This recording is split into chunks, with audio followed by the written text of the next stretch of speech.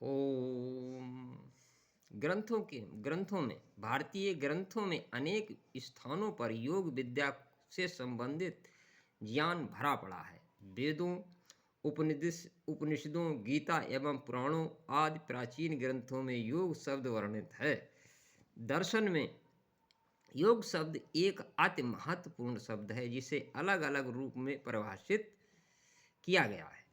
योग सूत्र के प्रणेता महर्षि पतंजलि ने योग को परिभाषित करते हुए कहा है, योगस्य चित्त वृत्ति निरोधा, अर्थात चित्त की वृत्तियों को निरोध करना ही योग है। चित्त का तात्पर्य अंतःकरण से है। बाह्यकरण ज्ञान इंद्रियां जब विषयों का ग्रहण करती हैं, मन उस ज्ञान को आत्मा तक पहुंचाता है।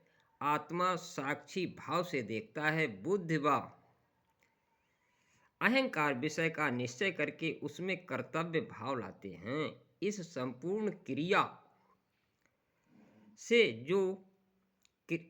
क्रिया से चित्त में जो प्रतिबिंब बनता है वही वृत्ति कहलाता है। यह चित्त का परिणाम है। चित्त दर्पण के समान है, अतः विषय उसमें आकार प्रतिबिंबित होता है, अर्थात चित्त विषयाकार हो जाता है। इस चित्त को विषयाकार होने से रोकना ही योग है।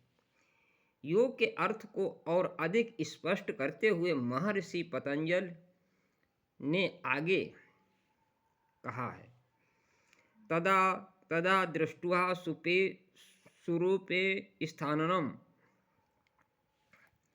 अर्थात योग की स्थिति में साधक पुरुषों की चित्त वृत्ति निरुद्ध काल में कैवल्य अवस्था की भांति चेतन मात्र शुद्ध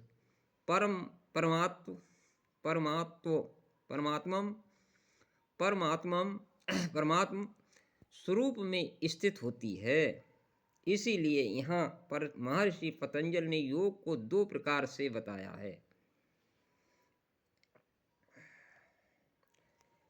संप्रज्ञात योग, असंप्रज्ञात योग। संप्रज्ञात योग की तमोगुण गौणतम रूप से नाम मात्र रहता है तथा पुरुष के चित्त में विवेक ख्याति का अभ्यास रहता है।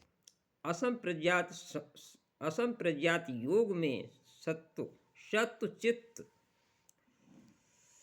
में बाहर से तीनों गुणों का परिणाम होना बंद हो जाता है तथा पुरुष शुद्ध कैवल्य परमात्म स्वरूप रूप में अवस्थित हो जाता है। ओम तत्सत।